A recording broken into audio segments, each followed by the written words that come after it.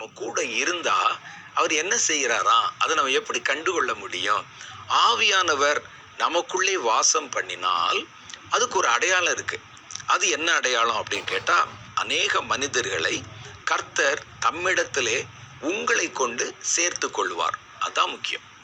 அப்ப இன்னைக்கு நிறைய பேரை பார்க்கிறோம், அபிஷேகம் பெற்றோன்னு சொல்றாங்க, துதிக்கிறாங்க, சத்தம் போடுறாங்க, எல்லாம் பண்றாங்க.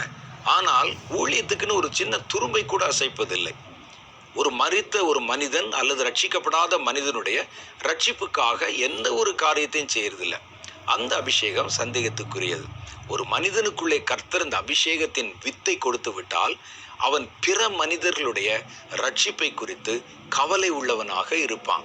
பரிசுத்த ஆவியானவர் அந்த மனிதனை நிரப்பிவிட்டால் அவன் அநேகரை கர்த்தரிடத்திலே ஈர்த்து கொள்வதற்கு ஒரு காரணியாக, ஒரு உபகரணமாக மாற்றப்பட்டு விடுவான்.